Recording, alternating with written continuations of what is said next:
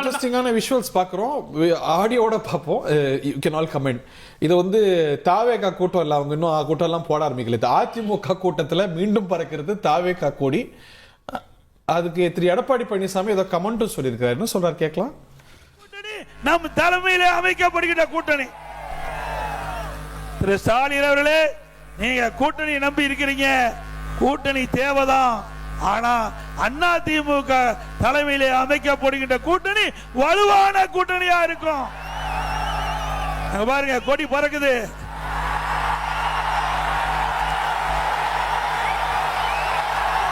பிள்ளையார் சொல்லி போட்டாங்க, எழுச்சி ஆரவாரம்.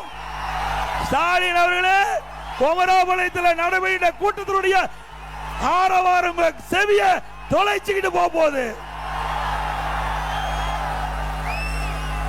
அவங்களுடைய திட்டம் நிறைவேறாது. ஆகாயத்தில் கோட்டை கட்டி கனவு கண்டு கொண்டிருக்கின்ற அந்த கனவு காணல் நீராகத்தான் போகும். கூட்டணி நம் தலைமையிலே அமைக்கப்படுகின்ற கூட்டணி. இதுதான் எடப்பாடி பழனிசாமி அவர்களின் அரசியல்.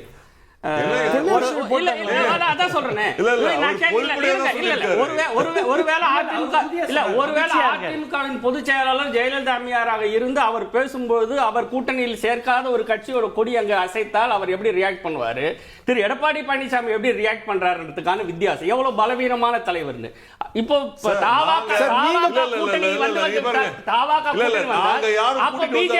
வெளியே வர்றதுக்கான அவங்க விரும்பி வரலாங்க. அதுக்கு ஒரு பொதுச் செயலாளர் இங்க எப்படி ரியாக்ட் பண்ண கூடாது. அவங்க ஒரு அரசியல் கட்சி இன்னொரு கட்சி வந்து ஆதரிக்கிறது, அவங்க தானா வர்றாங்க அப்படினா பெருமைப்பட வேண்டிய விஷயம்.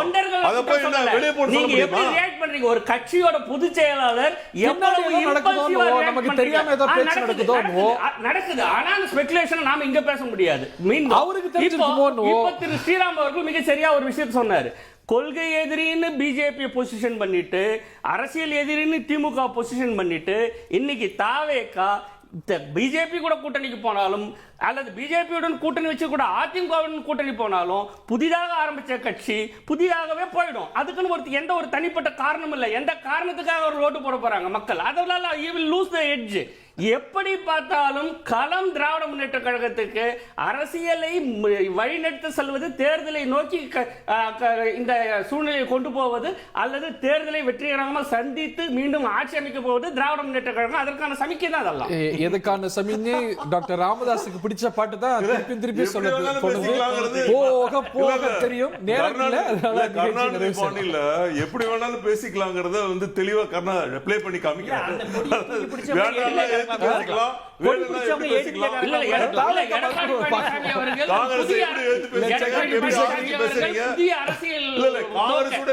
கூட்டத்திலேயே கட்சி, அதாவது இருந்த இடத்துல இருந்தே கட்சி மாறுது.